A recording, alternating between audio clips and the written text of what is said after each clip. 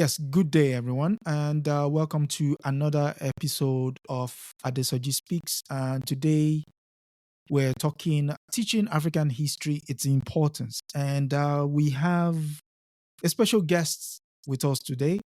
He is a teacher, an author, and in his spare time, he also goes around discovering known places.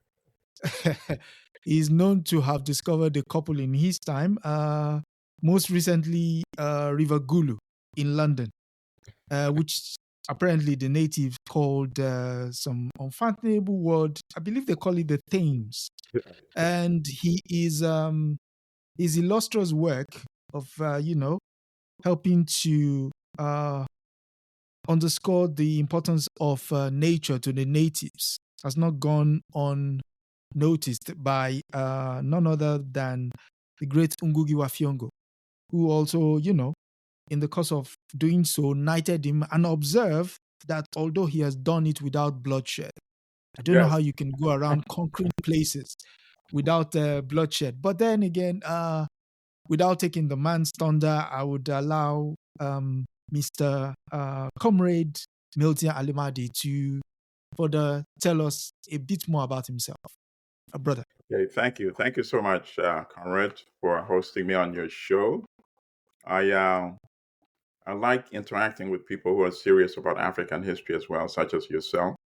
I've rarely met individuals that have such rich libraries of African books related to our African continent. And it's something that we need to keep promoting, because that really is the weapon that we need to our liberation, As Comrade Steve Biko said, right? The most potent weapon in the hands of our oppressors is the mind of the oppressed. So we need to liberate our minds. And I think that's something that is why I became interested in writing, in journalism, and then, of course, in history. So I started writing when I think I was about maybe 10 or 11 years old. And of course, 10, 11, you still don't have much direction, right? You read books that your parents buy, you read in the library, and you sort of fancy yourself as an author too, right? But no focus, no direction. I think my serious writing started when I started reading books by Achebe, by Ngugi, whom you mentioned, particularly books like Decolonizing the Minds. And then, of course, you refer to books that they refer to as well in their writings. Frantz Fanon, Walter Rodney, Mohammed Abdurrahman Babu. Yeah. And then much later on, when I became very interested in economics and political economy, books by Samir Amin. Although, Samir Amin is difficult to read. His books are very thick. Yes. The language is...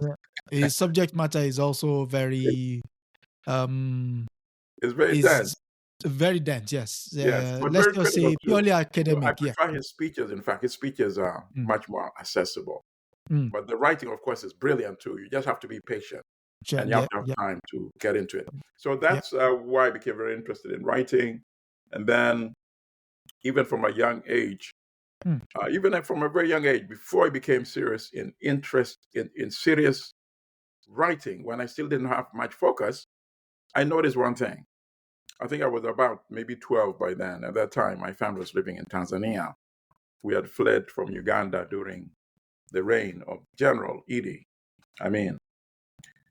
I used to go a lot to what's called, I think it was called the United States Information Services, USIS. USIS back in and the then day. you'd read magazines like Newsweek, Time Magazine, Washington Post, New York Times.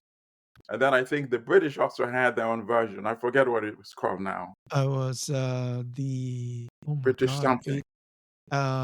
British Council. Yes, British Council. And the Germans had something called, I think, the Goethe Center, right? So I noticed Institute. The Western representation, depictions of Africans are always as, backward, tribal. And even at an early age like that, you get the sense that there's something missing, a hierarchy of human beings. So that bothered me a lot. although I was not yet intellectually equipped, Mm. apart from just feeling the frustration, right? And Mhm. then it took when I was in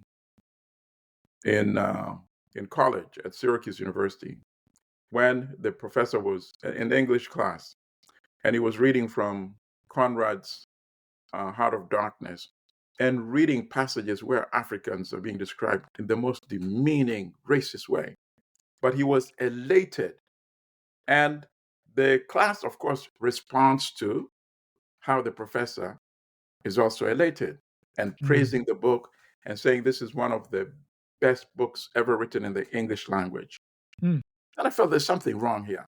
If that is true, why am I feeling the way I'm feeling? Mm. Right? Very Mhm. uncomfortable. My skin is tense. I feel like every sentence he's reading is insulting me. To me, yep, yep. But most of my peers, European American students, they're appreciating it because they believe in what a professor is teaching, correct? Mm. Mm. So that incident never really um, escaped me or disappeared from my mind. Mm. But even at that time, I was not yet intellectually equipped to say, Professor, you're wrong, and this is why you're wrong. You see? Mm. And that's why I come back to the appreciation of history and Yep. knowledge of our African past. I And mean, it took that's many years before I assembled enough knowledge to where we are now sitting and having this conversation. okay. I mean, that's point there where you said the professor made based his premise or his allusion of understanding the continent on primitive images of Africa. It brings me to my first question to you today, which is how and why do you think those primitive images were created and universally disseminated? Why would you Well, think very obviously, you don't understand this until you start reading history that? and political economy. Mm. And I like saying this to people now. Um, if you haven't, anybody who's listening, if you haven't read Eric Williams' Capitalism and Slavery, you need to read that book. Because, and then you find out that in the earlier era, even before enslavement of Africans for labor Mm. became prominent, If- Yeah. the British would literally enslave fellow Britishers, fellow Europeans, and take them to work on the plantations. Mm. It was all about profit. So those Europeans taken to work on the plantations also demonized. They were scoundrels. They were riffraffs. They were inmates in the Vagab- prisons. They used to empty the vagabonds. prison and send them to work on the plantation. Which is like what they did when that's how they Mm. settled and stole Australia, right? Mhm. So at one point, obviously, they realized that Africans had superior agricultural technology. People keep talking about the physical power. That was only part of it. The key part was the technology of Mm. agriculture. Mm. There's a difference between just going and plowing. Being intentional about it. Yes. Exactly. Knowing when to plow, when to plant, how to control soil that is not that productive, and how to Mm. preserve it, how Mhm. to create irrigation systems, how Mm. to farm on the hills by slope farming. That's technology, you see? Mm. So that's why Africans became very desirable for labor. But now you have a problem. How are you going to be subjugating fellow human beings Mm. and treating them like animals, working from dawn to sunset every day? So in order to deal with that problem, that is where the philosophy of demonization started. We have to convince people who are not involved, who are just observers, Mhm. as well as the ones that are involved, that these are not fully developed human beings. They Mm. may resemble human beings, but they're not quite to the level of we Europeans. So, in order to justify that exploitation, they Mm. needed an ideology to support it. And that's where the ideology of white supremacy became very, very prominent. There's a lecture that I refer to in my book as well. And The lecture is by Walter Rodney. I think it was around 1979 that he gave that lecture at Columbia University. And it's on YouTube, and it's called, what's it called? Race and Politics in Guyanese. No, Race and Class in Guyanese Politics. Race and Race and Class. class. And one of the points he makes is that, yes, racism may have existed before the rise of capitalism, Okay. but there's a very qualitative difference between the racism that was used to form the foundation of capitalism. Okay. That racism then assigned your role in the production system. Of course, with non-Europeans as laborers, Europeans as supervisors. It also assigned your access to resources. If you're non-European, you're not entitled to land. You're not entitled to all these mineral resources, the gold, the silver, what have you. But if you're European, you have the first take on it. So that's how the philosophy of racism really, and if you notice, it's not by accident. Why is it that you don't find that during the era when capitalism was really expanding all over the world, you wouldn't say, oh, the British are racist, the French are not, the Germans may be racist, the Dutch are not. Why was it so uniform and consistent and prevalent? Because they worked it out, they wrote books about it, and it was not accidental, it was well planned. And that's why I kept going back to the term manufacturing, because you have to really plan it out and then disseminate it in a certain way so that it's not random. If it was not planned, then you would expect to find, okay, some of these Europeans seem to be much more racist. These don't seem to be racist.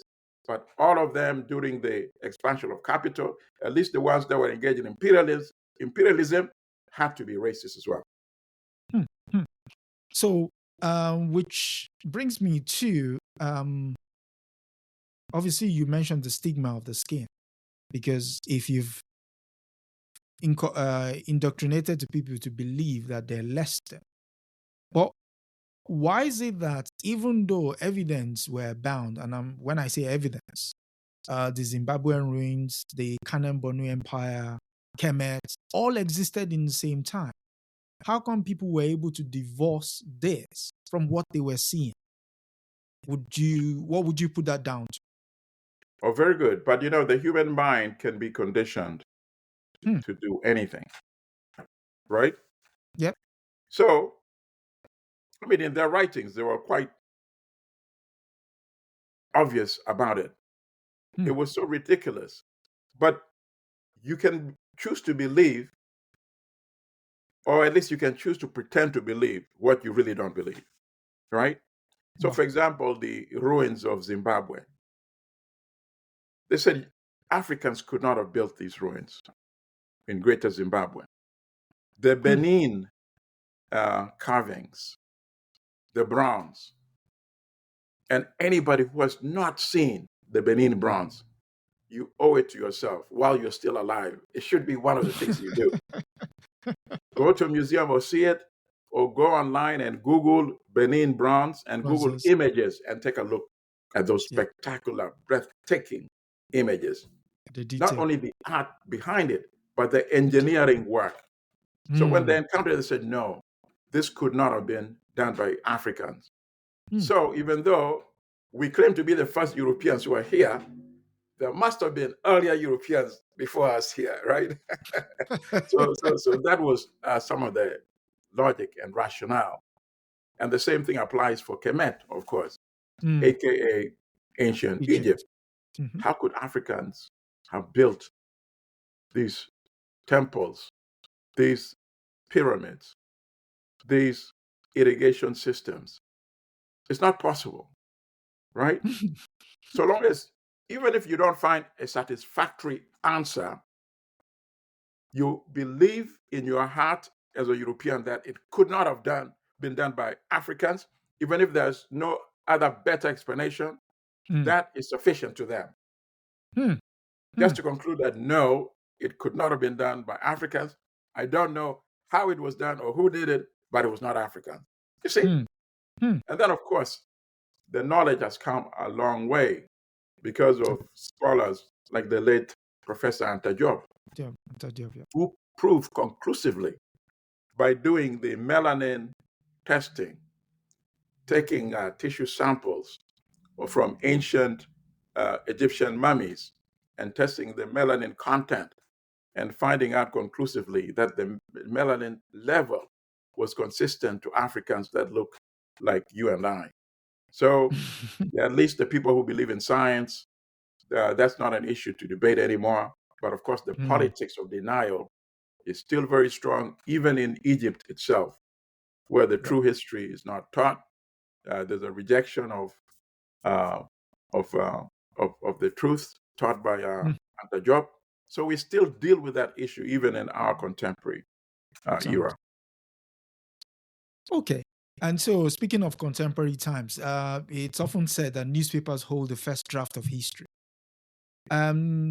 Why do you think reporters who, even you are talking about it being an ongoing struggle with regards to the depiction of Africa? So, why do you think reporters who travel to cover the continent feel the need to play to certain stereotypes in books like which you reference in your book, by the way, which is manufacturing hates, how Europe, how the West demonize Demonized, Africa? yeah. Mhm. Yeah. So you mentioned the fact that when they do travel to you, they still play to those stereotypes, and those stereotypes have played well in history Yes, with regards to the depiction of the Mau Mau, with regards to the apartheid cause, um, the almost near erasal of the genocides of the Herero and the Namas, absolutely. the painting of the murder of the likes of Patrice Lumumba, Amika Cabra, Civilio Olimpio, and the list is endless. Right. So why do you think the press, which should be, reporting factual and accurate records, also still play to the stereotypes that were obtained in the books that are gone before? Okay. And as the other famous saying Hmm. about the lion, the hunter, and the lamb, right? Yeah. It is That is those who get the to tell the story, yes. who set the narrative. And newspapers um, are only a reflection of the owners of the Hmm. press, Hmm. uh, the particular ruling class, the particular dominant class. The press does not just appear out of nowhere, correct? Hmm. Yeah, true, It true, has true. a They group don't of people operate in who a come vacuum. together Yes. Mhm, to mhm. say this is the kind of narrative that we want to promote and to propagate. And people Hmm. often forget that, you know, they think it just comes and it forms itself, and then it becomes like a magazine or a newspaper or books. No, The there's already intentionality a is. preset agenda Hmm. behind it. So obviously, we could not expect that the media of Britain during the era when Britain was imperial and conquering the world and dominating non Europeans and exploiting non Europeans, we could not expect the press to be on the opposite page. Okay. So, for example, Samuel Baker. And Samuel Baker is, to me, one of the best examples, and he's the best teacher in terms of his writing. Because in his writing, Hmm. Albert Nyanza, and I now forget exactly when Albert Nyanza was published in the 19th century. There are sections where he says the Africans cannot be compared to the noble character of the dog, right? He says that. Yeah. Yeah. Some of the most demeaning, racist depictions and representations. But then, in the same chapter, He's promoting imperialism and expansion of trade and commerce. you know, Mm. he is Mm. in these savage lands, but he's saying we need to show the savage that we can mutually benefit by the savage importing goods from England Mm. and England importing from the savages. So Wow. obviously, he sees the benefit of commerce and expansion of capitalism. And that is the true intent. That's the Mm. primary agenda, really. Okay. Accumulation. Of The resources. racist language depictions is all part of the philosophy to justify exploitation and domination. And Baker is the best example because he puts them together. In some books, a book is devoted entirely to just racist depiction and demonization. Mm. They do their job, they separate, and then they have others write books about the expansion of capitalism to these areas. But Baker combined them, and that is why he provides the best proof and evidence that this was the true agenda, that Mm. the racist depiction and demonization was just a cover to promote uh, capitalist expansion. And that's not to say that it's not harmful, even though it was a cover. Mm-hmm. It led to the extermination of so many peoples historically Mm. throughout the world. Mm. And its residue, and I even hesitate to call it residue, of that racist depiction is still manifest in our contemporary era. So let me give you a very vivid example Go on. that we see on a daily basis.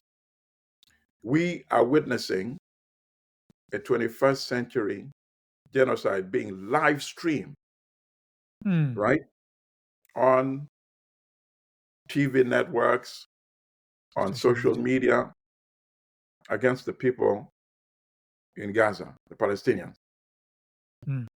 And yet, there are huge segments of the European population and non European population as well who are not as outraged as they would be if those people were Europeans.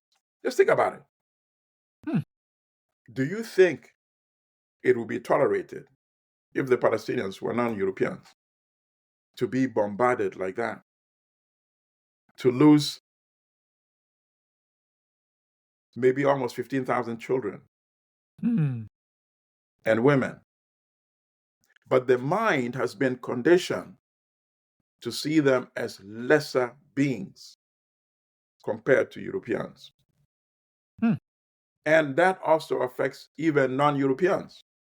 You know, there are some Africans who are not as bothered as you and I by what is going on. Because they've And been that tells you the conditioned. power of what was done in terms of the racist depiction. As you and I know, Fanon did a very brilliant job working on Mm. that, writing on that, Mm. you Mm. know, black skin, white mask, A mask. Yeah. you know, where you find that some Africans internalize that sense of inferiorization and believe that the only way to overcome that inferiority is to identify with the Europeans, Yes. Yeah. European language, Play touch European and go. European culture, European music, European attire. You know, that is in other words, anything that sheds any semblance of a connection to Africa is Mm. defined as civilization, you see? Civilization. Right. Okay. I mean, so which obviously then brings us nicely to the the re, to what way do we actually resist this in terms of that? So how does African resist this? I mean, in your book, Right. you give us examples of uh, Empress Tatu and Emperor Menelik, destroying the Very Italian good. I'm glad you invaders. brought that example up. Very good. You, I'm glad you you know, brought that example because yeah. as you and I and most of our viewers, I hope, know, Hmm. Ethiopia was the only African country that was not militarily conquered and colonized Hmm. during the scramble for Africa between the last 20 years of the 19th century, right?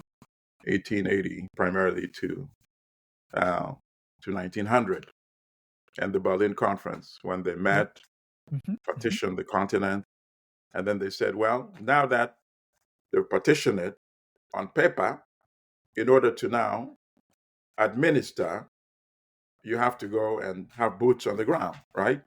Send your military, send your colonial officers. So Italy tried to do that um, against Ethiopia. And it ties very well with our conversation because the Ethiopians did not believe they were inferior uh, to anyone, In itself, an not act of the Europeans. resistance. Yeah. They said they're coming to invade, we will engage them in war. Hmm. And in fact, they were very strategic, particularly Empress Taitu, uh, the empress and wife of Emperor Menelik. After they discovered the deception, because Italy had come, they'd signed an agreement for trade and amicable relations, the Treaty of Wuchale. And then they had two versions, one in the Amharic, one in the Italian. And then the Italian version, the language was different. In the Amharic version, the empire, if they wanted to deal with other European countries, they had the option to use Italy as their intermediary. Option. But the Italian version Language. was very explicit, made it clear that they were obliged to deal through Italy, essentially made it a protectorate, a colony.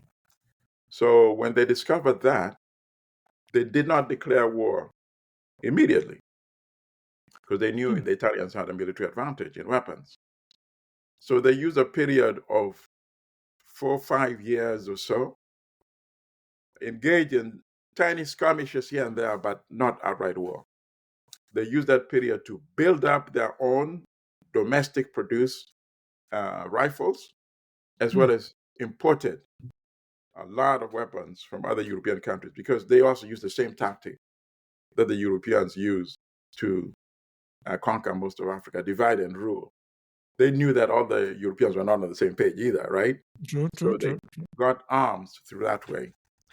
And then finally, they were ready. And of course, they engaged at the Battle of Adwa that I devote a chapter to as well in my book.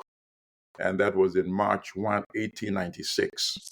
Yep. And the Italian commander, Oreste Baratieri, had promised King Umberto, at that time, Italy was still had a monarchy, that he was going to return with the emperor and the empress in cages, so they can display them in the zoo.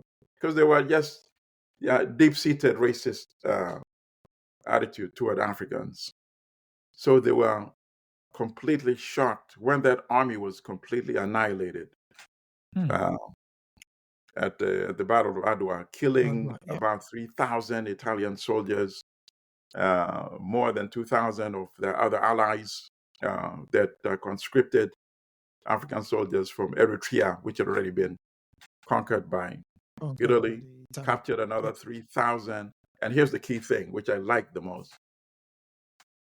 Two things, actually. One, I like the fact that Empress Taitu herself had 6,000 men under her command on the battlefield. So she has not been given her adequate dues. And as you know, I have a book on that as well.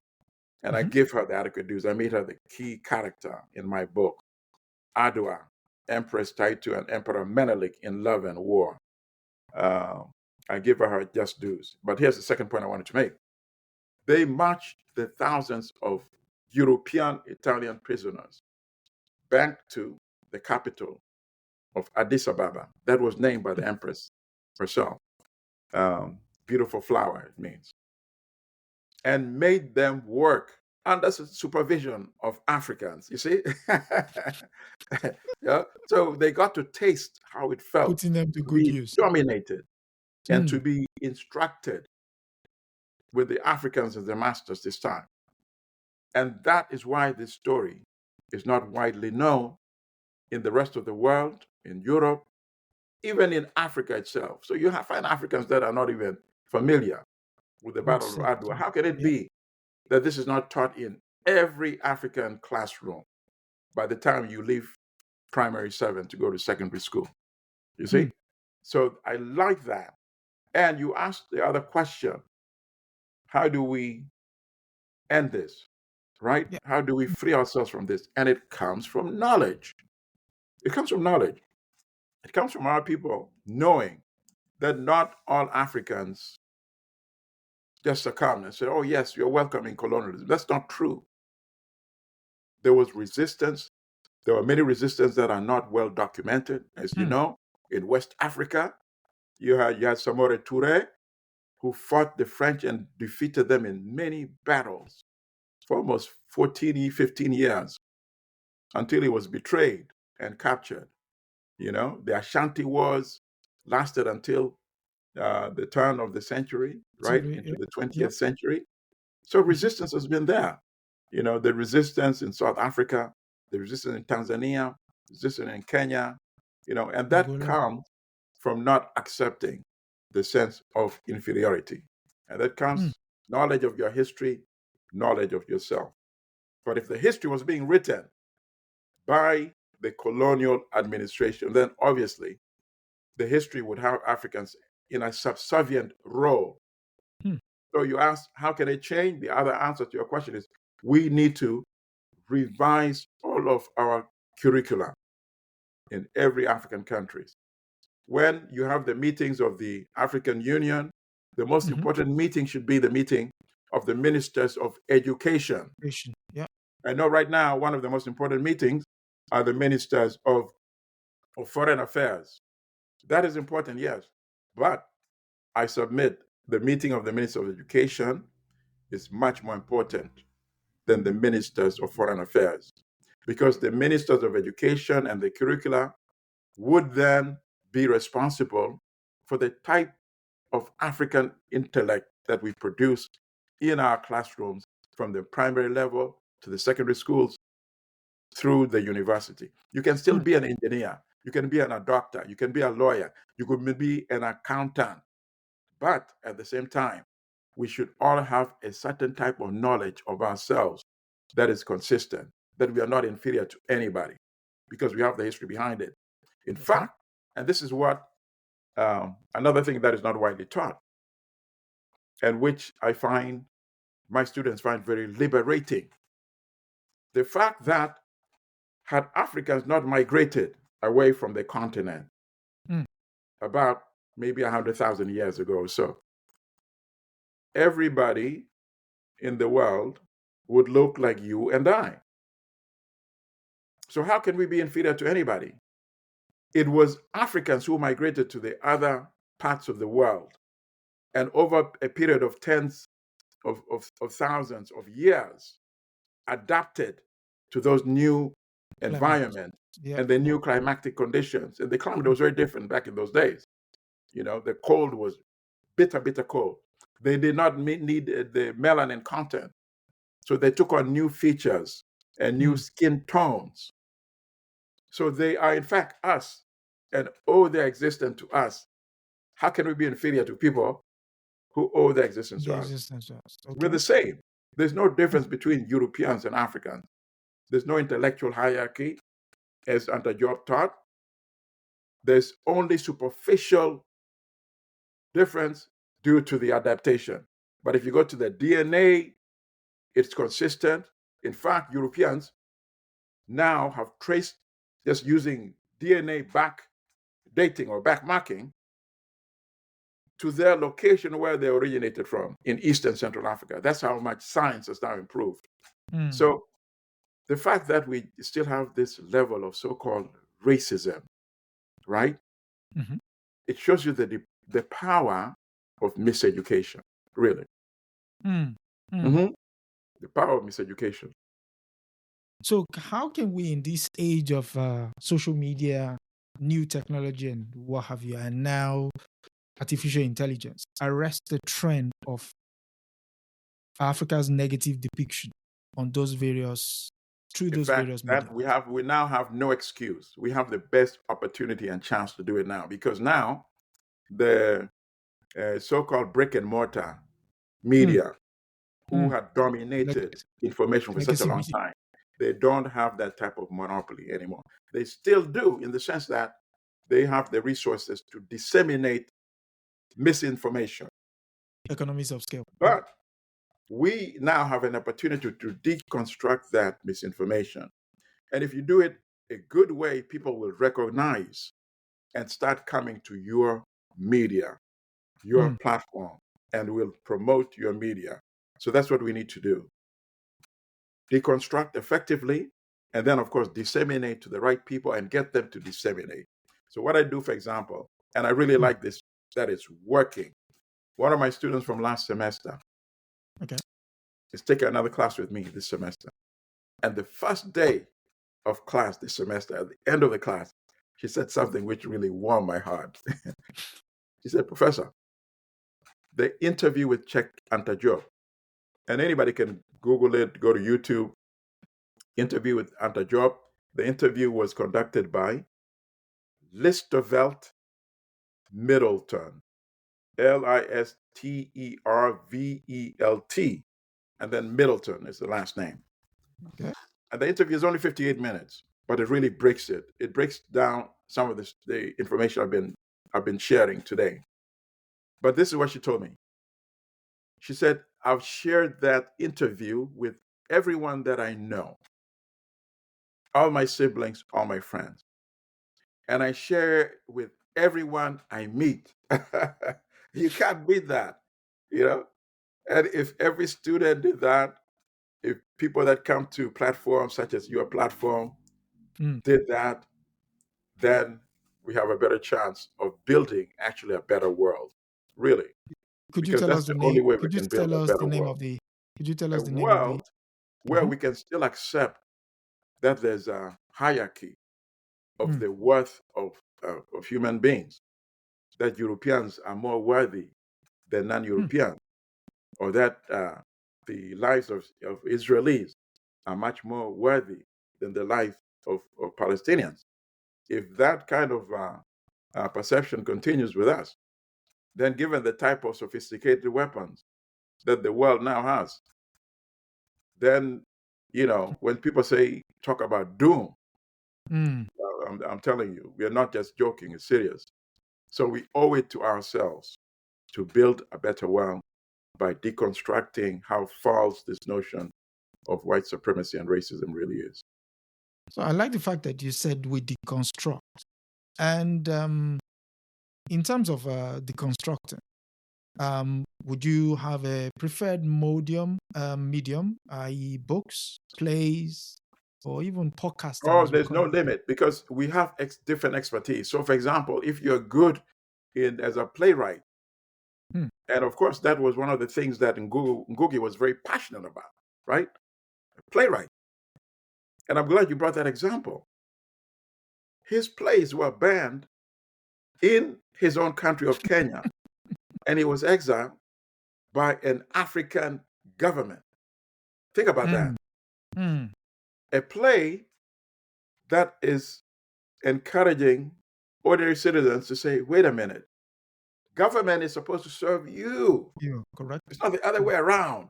Correct. You know, you're not supposed to be bowing to these ministers, presidents, as if they're planted there by God. No, they're there because supposedly they're supposed to be there to exercise the will of the people, right? Mm. And that's the message his play was disseminating. So if you can do it via play, if you can do it via book, which of course I attempt to do in Manufacturing Hate, if you can do it by film, you know, as as our friend who made Lumumba, Raoul Peck, does Raul with Peck, yep. Lumumba. Mm-hmm. It does, I'm not your Nigga. Negro, Yep. right? using the writings of James James Baldwin. Baldwin. If you can do it on social media platform, there's no shortage of the opportunities that now present itself to us, and publishing has become relatively much more easy now. And I'm glad actually we are discussing this topic. So this book, when I wrote this book, Manufacturing Hate, Go on. before I tell you what I want to tell you, let me also interject again. Writing is also very liberating. It is liberating. So whether you're writing a book, a play, or some other artistic creation, it's liberating. I felt by writing this book, I was also really, once and for all, removing that load that I felt I'd carried for such a long time. This demonization. Demonization is an attack. Attack does not have to be physical attack. The verbal attack is what is first done before the physical attack comes. So when I was writing this book, I was feeling that I was really shedding a lot of this negativity that had been heaped on us as a people. You see? So that's the other good thing in creation as well. But here's the other point I wanted to make. When the book came out in 2021, I had very difficult time getting reviews. I got a review in Review of African Political Economy by Professor George Ntalaja and Zongola, the great Congolese historian who teaches at the University of North Carolina at Chapel Hill. Kirkus Review also did a very good review. That's Kirkus, so it's on Kirkus. And there's a media outlet called Journalism, Journal, and then -ISM, Journalism, by Richard Prince out of Maryland, D.C. area. And he also did a very good job. And I wrote a column on Face-to-Face Africa. I think I called it Ooga Booga Journalism, How Not to Write About Africa. So that was it. But nevertheless, even though it did not get much review or publicity, and the publisher did zero promotion, in the beginning, the book started moving very quickly. And I was getting decent checks of hundreds of dollars. And for first-time relationship with a publisher, that's not bad money, actually, right? Because it means if I'm getting hundreds of dollars, they're getting, probably a few thousands, right? Yeah. And then after many months, I started getting complaints. And you yourself experienced it. And you can share your own. But I got calls, emails from people who were saying, we would order the book from Amazon, take many, many months, or we would not get the book. And this was also now being reflected in the royalty, right? So I knew something is going on. Finally, last semester, so the publisher, on the publisher's website, publisher is called Kendall Hunt, Kendall Hunt, Hunt, publishing company. On their website, if you went, there was a platform to buy the digital version. You had the option to buy the physical book. So my students came to class one day. One student said, in the beginning of last semester, the first day of class, the professor, I want the physical version, but I can't get it. You only can buy the digital version from the publisher's website. I said, no, that's not true. There are two options. You must not be doing it right. She brought her computer to my desk. I logged on, and she was right. The publisher had stopped selling the physical copy of my book. And yet you without were not even informed. telling me. They only had the digital version. And that is why people were ordering and not getting the physical book as well. I was shocked. So I contacted the publisher. I said, okay, I want my copyright back. Publisher said, oh, we can't just give it back to you. You have to buy it. You have a contract. Last semester, the publisher wanted me to, because every semester I would let my students order the book. They wanted me to do the same last semester. I said, no. So they started the physical copy again, and they came back to me this semester to have my students order the book. I have about 100 students every semester between my 3 classes. I refused. I said, I'm not doing it. I want my copyright back. I'm not going to do any more business with them. So, in fact, I've launched a GoFundMe campaign. And anybody that wants to support, you can go to GoFundMe. If you put my name, Milton Allimadi, I've had in the past about 4 or 5 campaigns on different issues, and those have gone well. And you'll see the one that I'm doing now is called Win Back My Copyright, something like that. That's the headline. I want to get it back so I can make this available. My own publisher, I believe, is suppressing the sale of my books, just wants to keep it within academic community. And I could speculate, and I'm willing to speculate. I think the publisher was not familiar with the impact that the material might have, because the book implicates many people and organizations, including the New York Times, in disseminating purposefully the racist perception of Africa. So, for example, in the New York Times case, I went to their archives and I found, let me just give you 2 examples, 3. One example, I found a European American writer, Lloyd Garrison, complaining after his article that he had submitted from Nigeria. He covered the Biafra conflict. And he wrote an article, he sent it to New York. When he read the physical version, he was shocked. They had inserted a scene describing Nigerians dressed in grass leaf skirts. They concocted it out of nowhere. In And without his 1967. knowledge or permission, inserted it into his article. Talk about fake news today, right? The New York Times was practicing this in the 1960s. So I would not be shocked if somebody at the New York Times does not want this book to be widely disseminated. Do they have any relationship with Kendall Hunt? I have no idea. I'm just giving you 2 different sets of facts. The book stopped moving. The publisher even suppressed selling the physical version without telling me. And this is what it reveals about what happened at the New York Times. Let me give you another example. I found an example of a letter written by a famous New York Times journalist named Homer Bigart, who had won the Pulitzer Prize 2 times already. So they sent him to cover decolonization in Ghana. And then from there, he went to Congo. And he wrote about a personal letter to his editor named Emmanuel Friedman, how he's very dissatisfied with this assignment. He said, and I'm paraphrasing now, he said he pretty much prefers the primitive bush people in Africa, the primitive natives, not people like Kwame Nkrumah, who is like a Henry Wallace in burnt cork. He said he prefers the primitive bush people because, after all, cannibalism may be the best antidote to the population explosion that everybody's complaining about. And his so-called journalism reflected that attitude that he expressed in his personal letter. The demonization of Africans in the language of the so-called articles. I say so-called articles because he concocted some of the depiction and representations as well.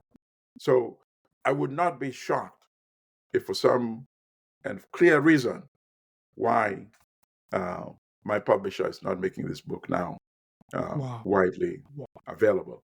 And I'll give you another interesting story.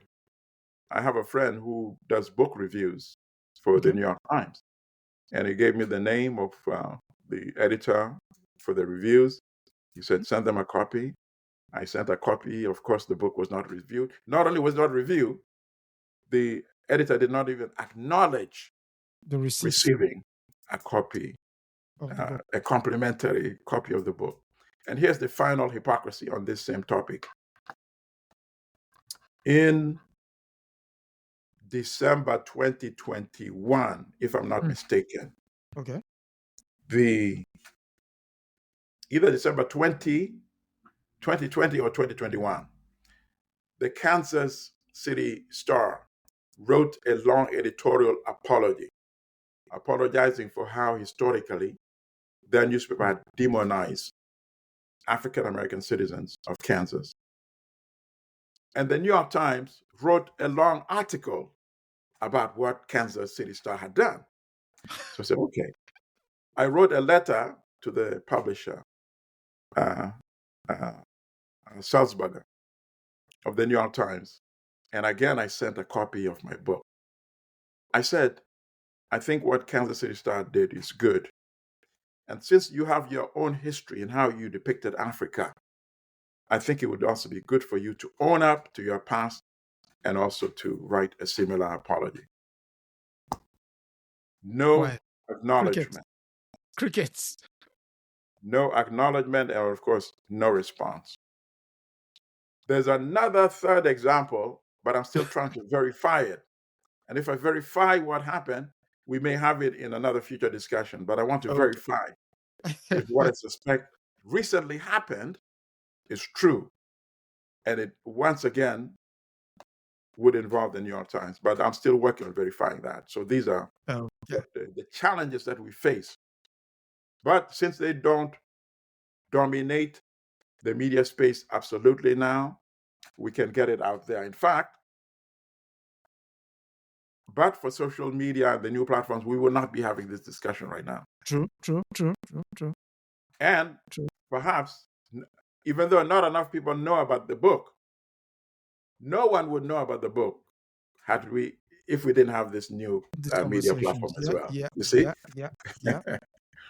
So, I mean, away from the publishing industry, you in your personal space, how would you describe your writing process? Or can you share that, or is that a trade secret? Okay, I only heard part of the question. How would I describe mine? Okay, so away from the publishing industry, yes, how would you describe your writing process, if you can share? That's assuming it's not a trade secret.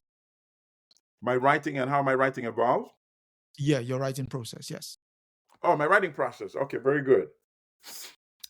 Wow, I don't know if there's a pattern, to be honest with you. Yeah, I don't know if there's a pattern. I do a lot of research, right?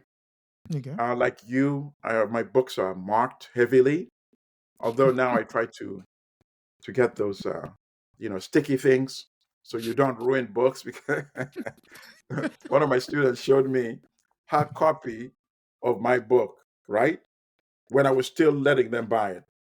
I'm not letting them do it anymore. Now I make photocopies of the sections I want them to read because I don't want the publisher to get another dime from my students.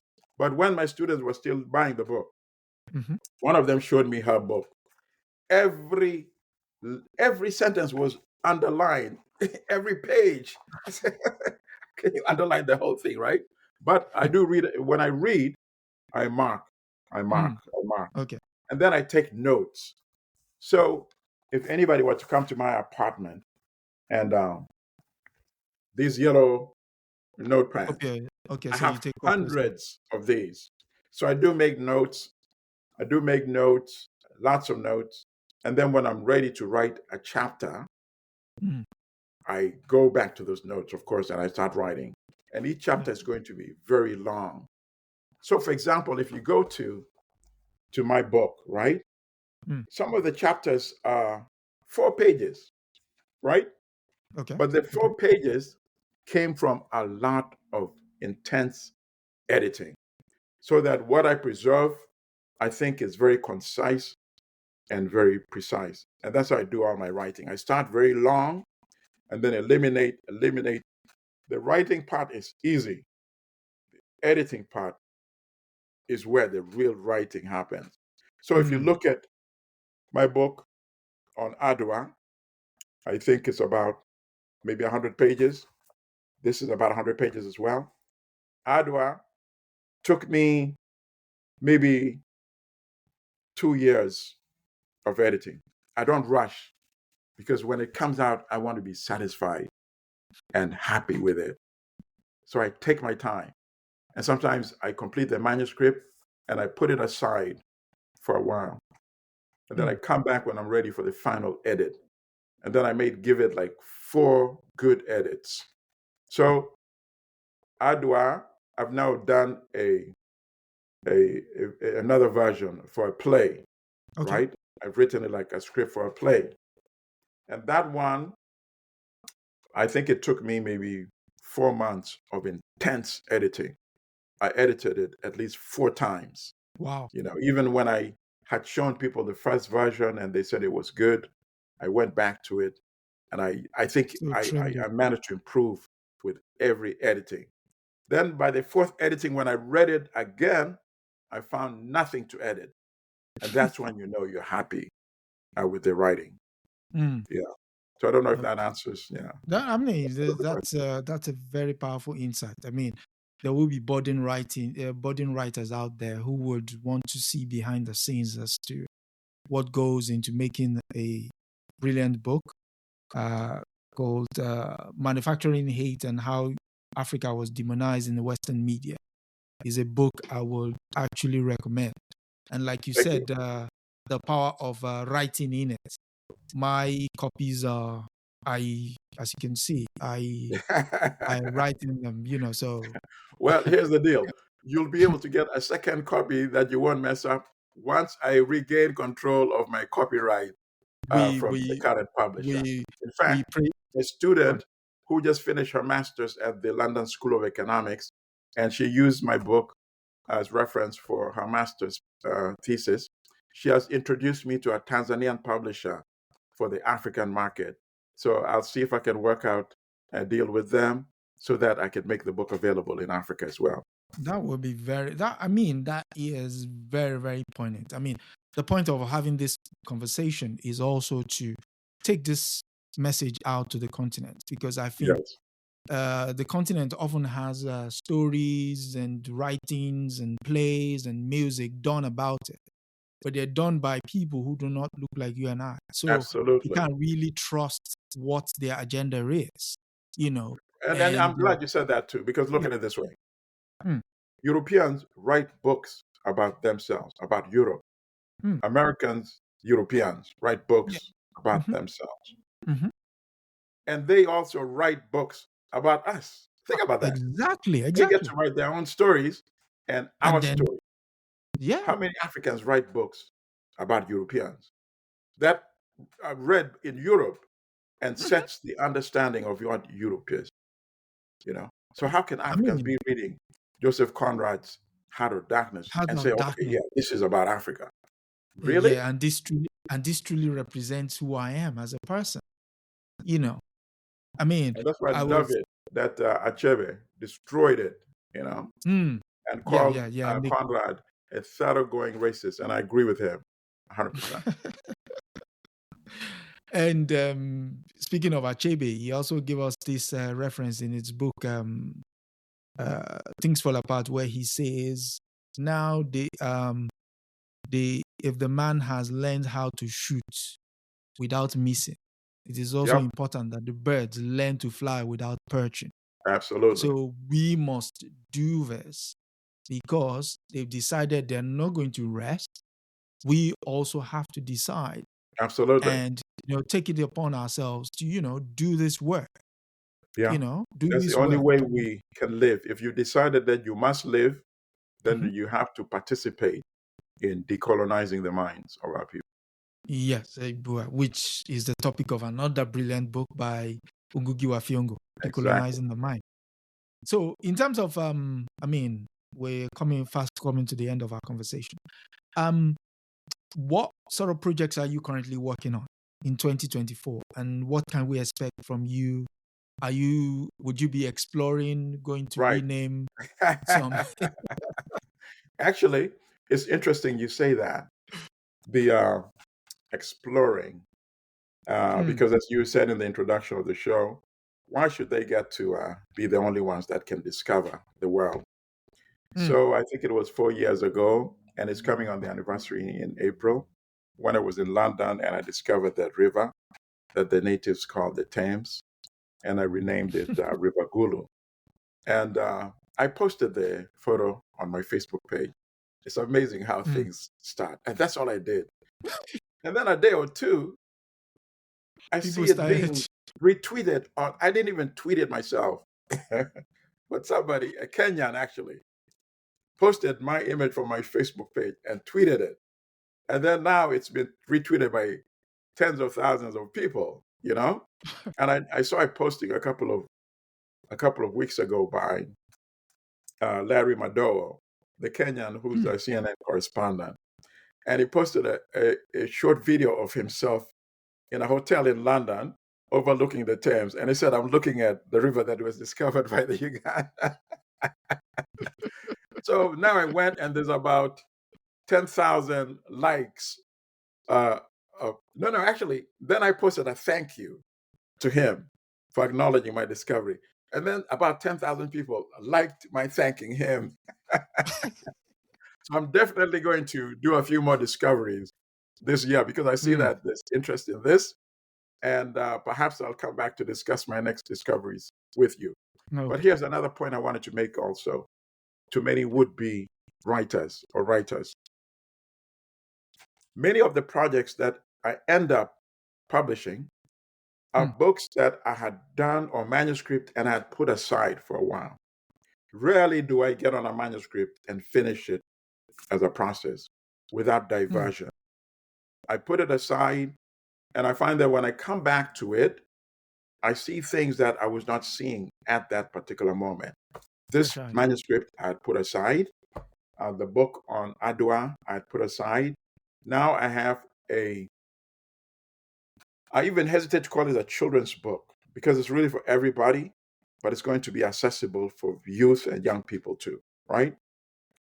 And it's a book about a young boy who has a huge head and who is teased by all his peers and in schools, always crying. So then this stranger comes visiting one morning and it gives him this beautiful drum that makes beautiful music. And whenever he touches it, but he's the only one who's allowed to play it. But you know how bullies are. So the bullies, who were bullying him in school, take it away and they play it.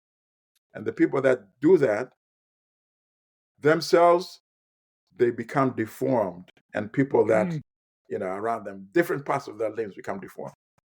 So now the whole community want to chase this boy away and even burn his home. He lives with his grandma. So the boy says, before this happens, let me return this drum to this old man. So he goes on a journey searching for this old man to return the drum. And a lot of other things happen during that journey. Obviously, I'm going to save that because I want people to read it in the book. But that is a manuscript that I first completed about 10 years ago. But now I'm feeling it again. I looked at it and I loved it. So I've now edited it. And the same young artist who illustrated my Adwa book is going to illustrate that. So that's my next project. But of course, I also have been doing research on Malcolm X. I want to write a book about his visit to Africa. I've been doing research on Nkrumah. And so those two would be maybe for next year, Malcolm X and Nkrumah. Okay. Oh, yes. Comrade Milton Allimadi, thank you very much for coming on. No. It's my pleasure. I know you love teaching and I love teaching too. And that's how we can change the world, I mean, it's a work that has to be done. I mean, I know growing up, the likes of Ali Maizuri with his TV series then, The Africans. Although, yes, people question, his medium, his motivations and what have you. But still, that was an eye opener. Absolutely. Then for that, and I mean, sometimes it's the message, not the messenger. So that's further cemented by. And sometimes we see what is beyond being taught anyway. Exactly. And it certainly was much, much better than anything that was being taught and that was not being taught. You see? Exactly. Because it created that window of curiosity to say, okay, what is beyond this? Right. Like there's a particular episode where he was talking about the history of the Nile. Right, exactly. Oh no, I remember that. Yeah. So and he went down this path, and that was very good. Actually, I liked that episode. Yeah, the way it opened up into, it's like that's what history should do. Even the intrepid traveler himself, Basil Davison. Yes, again, we can question the vessel, but Absolutely. You the have to message. take it and go beyond that. In fact, I use his documentaries on my class. And then I ask my students, okay, Did so you you notice think any? you like this, and you actually do like it. But how far did he go, and where did he stop short? You see? And then we Mm, discuss mm. that part, you know? Yes. So you don't abandon a body of knowledge. You take No. what is informative from there, and then you question what was left out. You see? Well, So exactly. that's how I approach And why was it left out? Why? So what was the precisely. function of self-censorship, as they will call it? Yes. So any last words, or Well, as they would listen, say, just keep any doing what words you're of doing, and whatever you need me back for another episode, you know, I'm at your call and bidding. yeah. Thank you very As the much. great Thank you. Samora used to say, a luta continua. And part of that Victor. struggle is decolonizing the mind. So thank you for having me today. No, thank you for hacking to the call. And yes, I'm truly appreciated. Truly appreciated. Thank you very much. Asante sana. Thank you. Thank you.